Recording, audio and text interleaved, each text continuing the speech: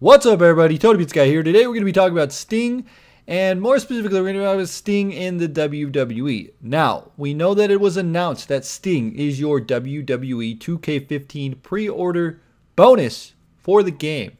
You'll be able to get two versions of Sting to play as in the game. You're going to be getting the Surfer version, and you're going to get the Crow version of Sting.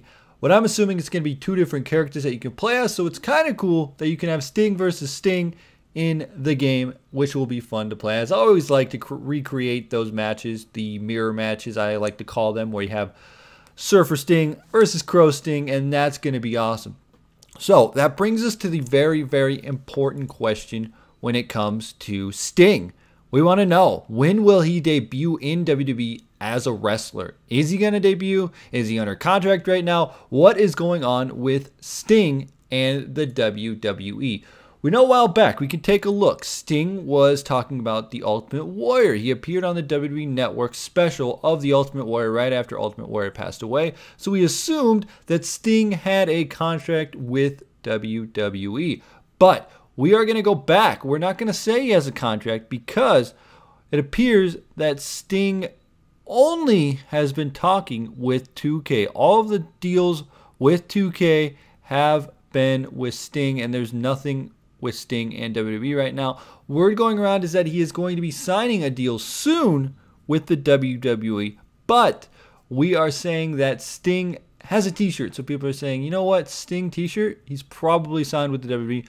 Well, that is not true, because Sting is actually property of WCW, which WWE purchased in 2001, so they can actually use that likeness to sell merchandise as they see fit. And that's something that's very, very, very interesting to know. So, Sting not signed with WWE. What does that mean? Where do we go from here? But we do want to let you know that TMZ is reporting that they were confused. He has no contract with WWE, and all of his deals have been done with 2K. Now, Sting comes out and he says, you know what, it's an honor to be a part of the WWE. It's something I've always wanted to do. I'm glad I'm part of the WWE family, and I'm here now.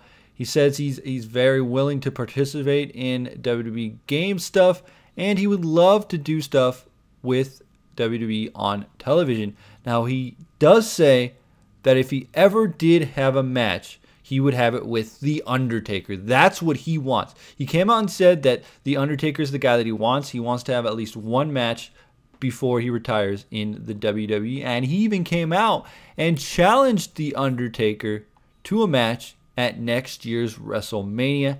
And that is something that is very, very, very huge. I mean, he looks back and he says, you know what?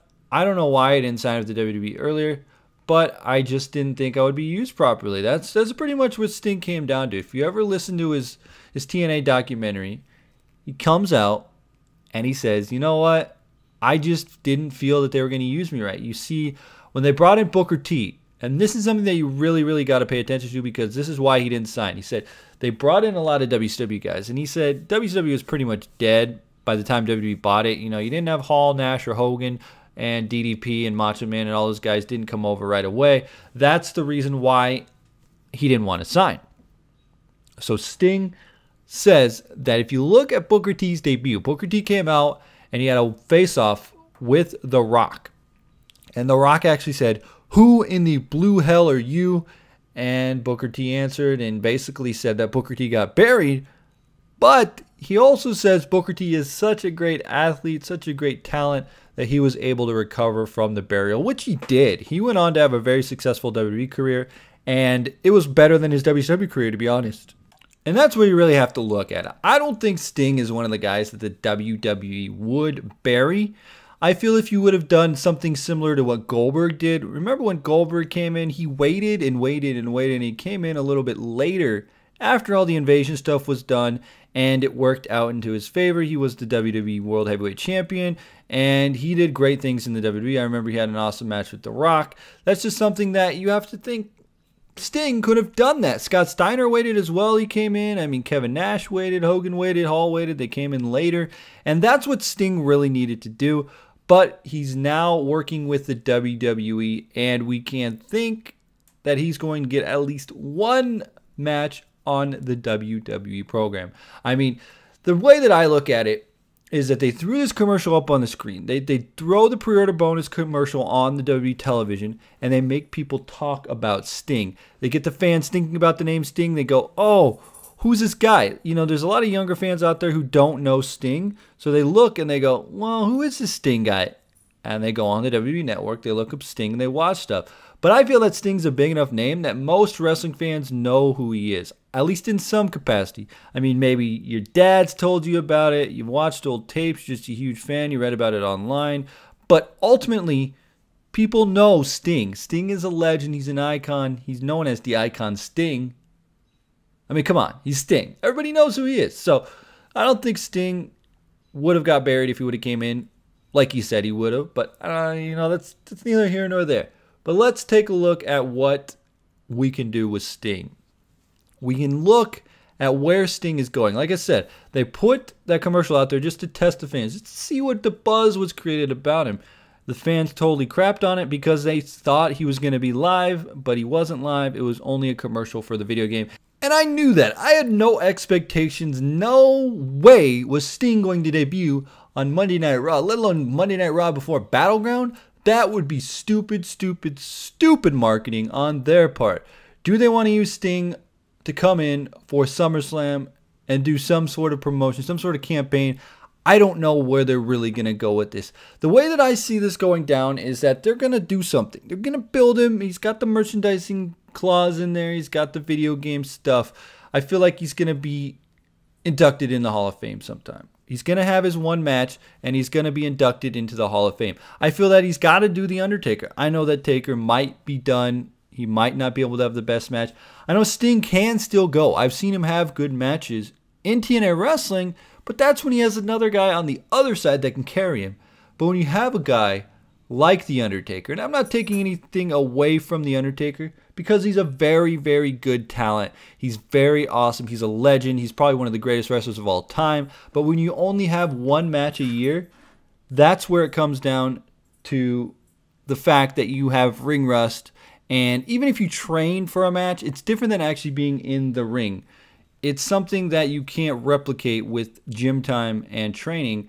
You actually have to get in the ring, deal with the fans, all the X factors that go into a wrestling match. So Sting, Taker, I would love to see this match. Honestly, this is the last, probably the last real fantasy match that we could ever want to see from the Attitude Era.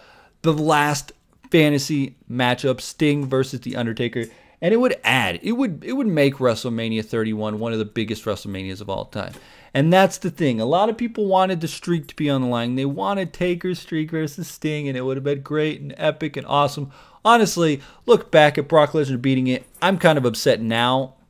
First I was upset, then I was like, it's okay if Brock Lesnar does something, but Brock hasn't done anything with the streak. Yes, he'll be back soon. Yes, he'll probably be main eventing SummerSlam, but that doesn't take away from the fact that once somebody beats Brock Lesnar, he looks bigger than the streak, and that's just a fact daddy right there. So what we're going for is that we got Sting and Taker. We want that for WrestleMania 31. The way I see it is that you do the match and you have a Hall of Fame induction. If it's going to be this year, it would be cool.